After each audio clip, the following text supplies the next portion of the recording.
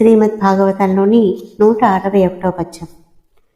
భూసురుడవు బుద్ధిదయాబాసురుడవు శుద్ధ వీరభట సందోహ గ్రీసురుడవు శిశుమారణమసుర కృత్యంబు ధర్మమగునే తండ్రి. బ్రాహ్మణుడవై పుట్టావే, వివేకాన్ని దయా దాక్షిణ్యాలను చేపట్టావే, వీరాది వీరులలో ముందడుగు పెట్టావే. అట్టి నీవు బాలుల ప్రాణాలు తీసే ఇట్టి రాక్షస కృత్యానికి ఎలా ఒడిగట్టావు తండ్రి. శ్రీమద్ భాగవతంలోని 162వ పద్యం. ఉద్రేకంబునరారు శస్త్రధరులై యుద్ధావనిలేరు కించిద్రోహంబును నీకు చేయరు బలోత్సేకంబుతో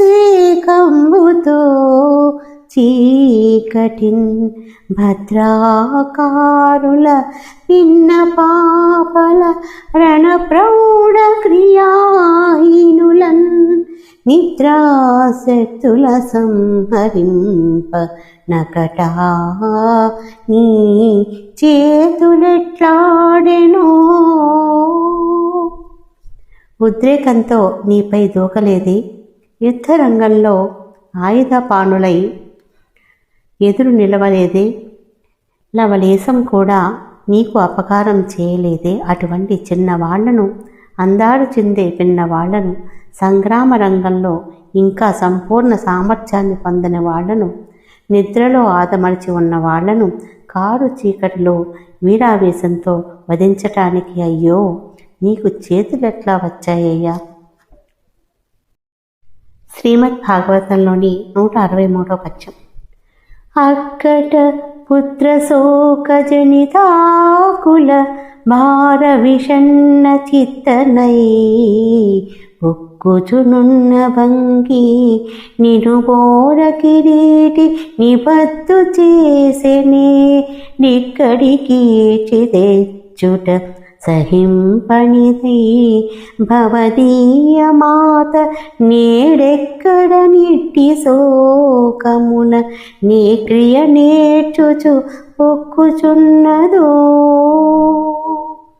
గురునందన పుత్రశోకంతో బరువెక్కి వ్యాకులమైన చిత్తంతో ఇక్కడ నేను ఏడుస్తున్నట్లే అక్కడ నీ తల్లి కథన రంగంలో కాళ్ళు చేతులు కట్టి నిన్ను అర్జునుడు ఇక్కడికి ఈడ్చుకుని వచ్చాడన్న సంగతి తెలిసి దుర్భరమైన దుఃఖంతో ఎంతగా తల్లడిల్లిపోతున్నదో కదా అని కృష్ణార్జునం చూచి ఇట్లని.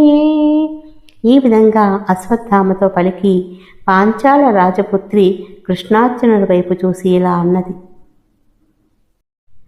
శ్రీమద్ భాగవతంలోని 165వ పద్యం. ద్రోణునితో సికింబడక ద్రోణ కుటుంబిని యున్నదింట నక్షీణతనూజ శోక వివశీకృతనై విలపించు భంగి నీ ద్రోణిదరల్చి తెచ్చుటకు దైన్యమునందుచు నింత పొక్కునో ప్రాణవియుక్తుడైనది పాపము బ్రాహ్మణ హింస మానరే. ఆచార్య ద్రోణులతో సమాగమం చేయకుండా ఆచార్య పత్ని ఇంకా బ్రతికి ఉన్నది. ఇంట్లో ఒంటరి జీవితం గడుపుతున్న ఆ ఇల్లాలు తన ఏకైక పుత్రుణ్ణి బంధించి పట్టుకుని వెళ్ళాలని విని భరింపరాని పుత్రశోకంతో నాలాగే గుండెలు పగిలేటట్లు ఎంత ఆక్రోశిస్తున్నదో. మీరు ఈ అశ్వత్థామను హింసించడం మానండి. పాపం ఇతర ప్రాణాలు కోల్పోతే మనకు మహాపాపం పట్టుకుంటుంది. శ్రీ గోపాలకృష్ణ భగవానికి జై.